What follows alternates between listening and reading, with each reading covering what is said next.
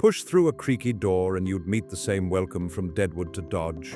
Heat from a wood stove, the sour, sweet smell of spilled whiskey, and a plate meant to fill you fast. Saloons weren't fancy restaurants. They were lifelines in rough towns where days ran long, nights ran longer, and a hot meal could steady your hands before the next gamble, the next ride, or the next shift underground. This is what people actually ate. Meals built from beans and bacon, hard bread and tougher cuts, wild game when luck struck, canned luxuries when trains arrived, and a few dishes that make modern diners blink. 25 plates, each with a story, a price, and a purpose. A saloon meal covered a lot of ground. Some places kept a pot on the back of the stove all day. Some gave out free lunch to anyone buying drinks, knowing a salty plate kept you thirsty. Others rented counter space to a cook who made whatever ingredients allowed. The pantry was basic: flour, cornmeal, beans, salt pork or bacon, coffee, onions, dried fruit, and sometimes canned goods if freight made it through. Meat meant beef from nearby ranches, pork if salted or smoked,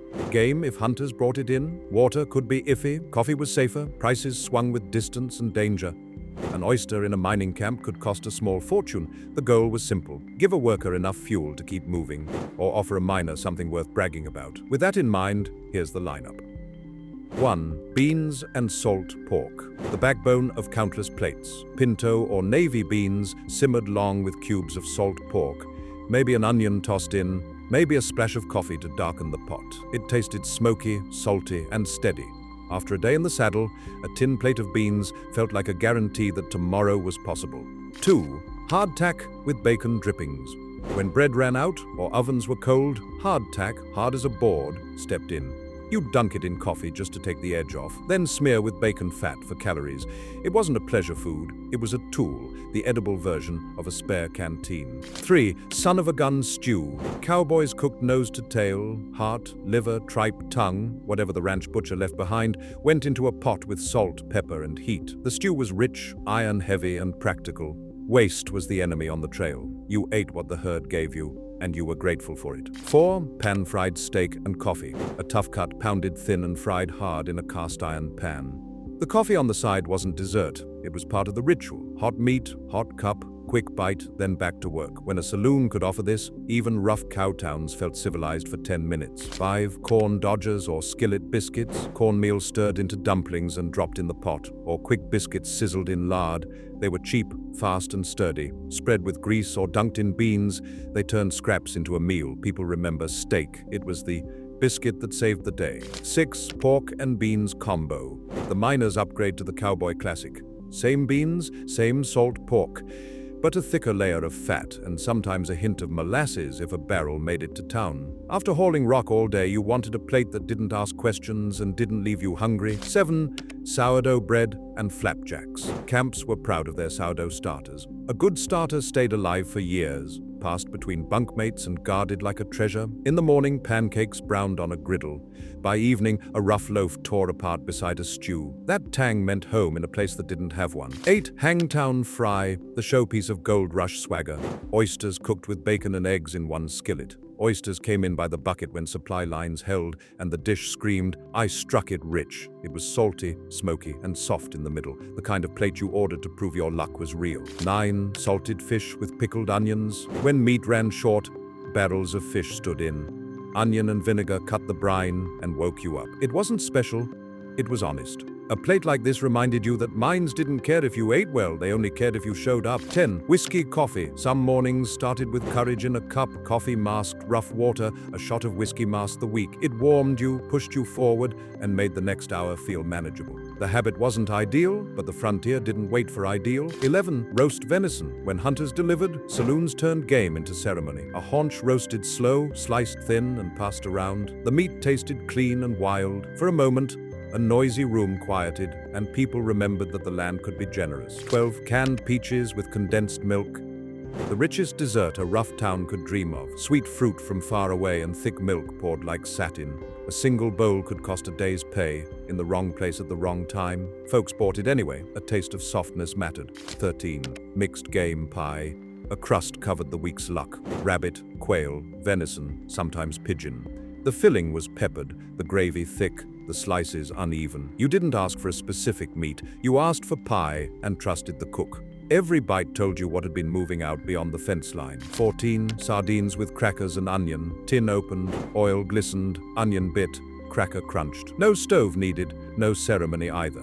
It counted as a luxury because it traveled well and tasted bright in a world of brown stews and gray bread. The salt hit kept you buying beer. 15. Buffalo tongue roast, a dish with a complicated legacy. Tongue roasted slow, became tender, sliced thin for sandwiches or served warm with juice. People loved it. The cost beyond the plate, herds driven near to ruin, washed in later. In the moment, though, it felt like the height of a certain kind of frontier wealth. 16. Coffee and biscuits to go, the simplest. Breakfast, a hot mug in one hand, 2 biscuits wrapped in paper in the other, and the road waiting. If the biscuits were fresh, you felt lucky. If they weren't, you still ate them. Trains ran, stages rolled, and bellies didn't fill themselves. 17. Cold ham sandwiches, salt-cured ham stacked on hard bread, sometimes a smear of mustard if fortune smiled. It kept well in heat and tasted better than it looked. You could eat it standing up, and plenty did. On platforms, in alleys, on a saloon step with your hat tipped low. 18. Potato hash.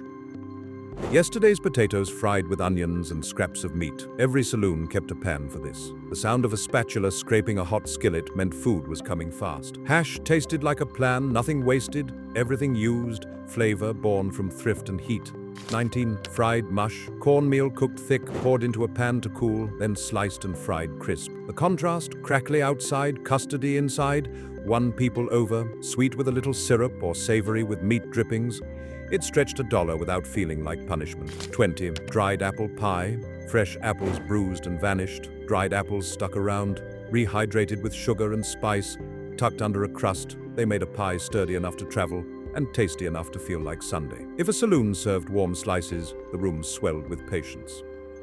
21. Prairie oysters, not shellfish. Bull testicles, peeled, sliced, soaked, breaded, and fried. Crisp at the edges and mild inside, they were both dare and delicacy. The dish came from ranch life, where using every part wasn't a slogan, it was survival. In a saloon, ordering them marked you as fearless or foolish, sometimes both. 22. Jackrabbit stew, lean meat that needed patience, long simmering with onions and herbs, coaxed tenderness out of stringy muscle. A good bowl tasted wild and clean. A bad one tasted like dust. People argued about which saloon made it right the way folks now argue about chili. 23.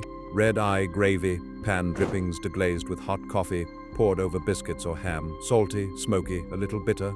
It woke your whole mouth up. It made sense in a place where coffee was constant and nothing in the skillet went to waste. 1 spoonful and you understood why breakfast plates needed sopping bread. 24. Beer bread. A quick loaf made with beer's bubbles doing the lifting. It baked fast, sliced warm, and tasted faintly malty. Perfect beside stew, perfect on its own with butter, and perfect for the cook who didn't want to mind a starter or knead for long. In rough towns, shortcuts like this felt like kindness. 25. Mountain oyster sandwich, a cousin to prairie oysters, served inside a roll with onions or a sharp sauce.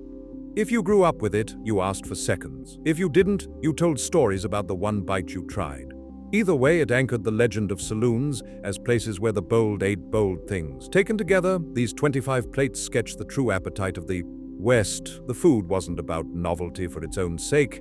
It was about needs met in the bluntest, smartest ways. Beans and salt pork for the men pushing cattle north in dust storms, sourdough and pancakes for miners who worked by lamps and luck, roasts and pies when the land was generous or the rail cars came through, tin-opened sardines and canned peaches that tasted like the wider world, dishes born from thrift, from celebration, and from a stubborn refusal to waste anything that might keep a person going. Some of these meals you can still find if you look hard enough in towns that keep their history close. Others live mostly in memory, the taste carried forward in families and cookbooks and stories told across scarred wooden tables. If you had to choose one to try today, would you reach for the honest plate of beans, the swagger of Hangtown fry, or the dare of a mountain oyster sandwich? That choice says a lot about what you came to the saloon looking for. Comfort, bragging rights, or a story worth telling when the night runs long.